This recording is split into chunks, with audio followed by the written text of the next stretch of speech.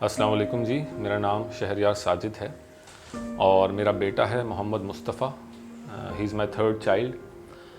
जब वो 12 डेज़ के थे तो उनकी तबीयत थोड़ी बिगड़ना शुरू हुई।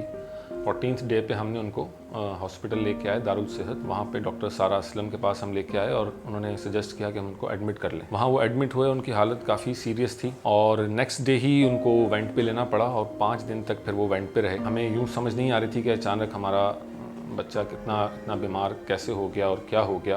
बहरहाल वो वेंट से उन्होंने रिकवर किया और 5 दिन बाद वो वेंट से वापस आए, लेकिन 48 घंटे जो है क्रिटिकल थे। अस्सलाम वालेकुम, मैं डॉक्टर सारा असलम दारुल सेहत अस्पताल में बतौर पीडियाट्रिशियन काम कर रही हूँ।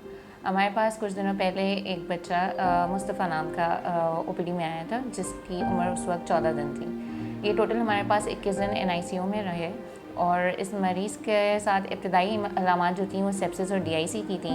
और इस दौरान बच्चे की जो इब्तदाई अलामात थी, हमने उसका ट्रीटमेंट किया, लेकिन अगले दिन बच्चे ने न्यूमोथोराइटिस, जिसको हम आम ज़बान में फेफड़े के गिलाफ में हवा भर जाना कहते हैं, वो हुआ।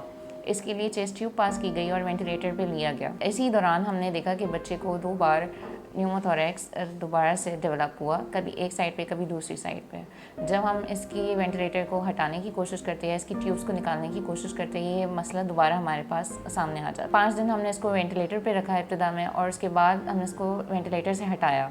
48 घंटे अभी गुजरे ही नहीं थे कि हमें देखा कि इसके जो एक लंग है उसमें दोबारा से गंदा पानी जमा होना शुरू हो गया। दोनों दफ़ा वेंट पे जब वो गए हैं तो हमारी एक तरह से काउंसलिंग हो चुकी थी कि उसको कुछ भी हो सकता है। बहरहाल अल्हम्दुलिल्लाह वो दोनों दफ़ा वेंट से बाहर आए, बट डायग्नोज ये हुआ कि उसको मरसा बैक्टीरिया से इन्फेक्शन हुआ है, जो कि बड़ा सीवियर इन्फेक्शन है। जब बच्चा 9 दिन गुजर गए तो फिर हमने उसके दूसरे वेंटिलेटर पे जो गया था उसको भी वहाँ से बाहर निकाला, लेकिन अब हमें देख लिया था कि इसके जरासीम में वो मरसा आ गया था।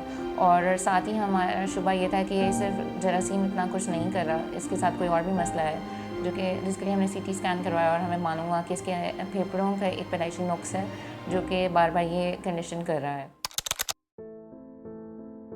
बहरहाल अल्लाह का करम हुआ, अल्लाह का शुक्र है कि वो उसने फ़ाइट की और वो इस इन्फेक्शन से बाहर आया। अब इस पूरे सिनारियो में मैं डॉक्टर सारा असलम और उनकी टीम का बहुत ज़्यादा शुक्र अदा करता हूँ।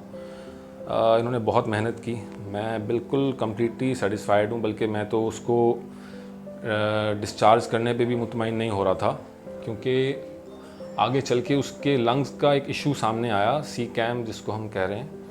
उसके बाय बर्थ उसको लंग्स का कोई इशू है, उसकी फॉर्मेशन सही नहीं थी, तो उसकी सर्जरी सजेस्ट हुई। हमने इस बच्चे के लिए सर्जरी प्लान की है, जो कि अभी 15 दिन बाद होनी है।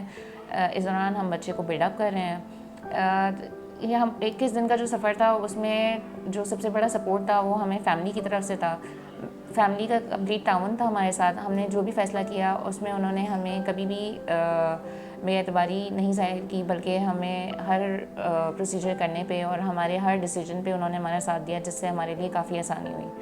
इसके साथ साथ मैं बहुत मशकूर हूँ अपनी टीम का, जो कि पीड्स की टीम है, उसमें चाहे वो मेरी नर्सेज हों, मेरे स्टाफ हों या मेरी डॉक्टर्स की टीम है, जो कि 24 घंटे हमें इस बात से बाखबर रखती थी और हर मुमकिन कोशिश करती थी कि बच्चे को बेहतरीन से बेहतरीन इलाज दिया जाए। अल्हम्दुलिल्लाह वो इतना स्टेबल है कि हम उसको घर ले गए और घर में भी अल्हम्दुलिल्लाह 3 दिन से वो स्टेबल है अल्हम्दुलिल्लाह।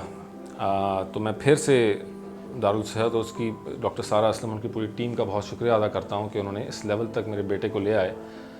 और मैं आगे भी आप लोगों से भी कहता हूँ कि दुआ करें कि उसकी सर्जरी भी कामयाब हो जाए और आगे वो रिकवर भी कर जाए इंशाअल्लाह।